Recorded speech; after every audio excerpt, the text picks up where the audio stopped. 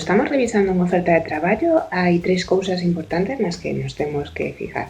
Unha é o propio posto en sí, é dicir, teño que ver se eu son unha persona que se pode desempeñar nesa ocupación, nese caso concreto. 2, o tema dos requisitos exixidos. Moitas veces as empresas desglosan entre requisitos exixidos e requisitos deseables. Nos deseables pode ser que eu me adecuo a algún ou non, pero nos requisitos exixidos temos que intentar, na medida do posible, poder adecuarnos a eles, pois non corremos o risco de ser descartadas.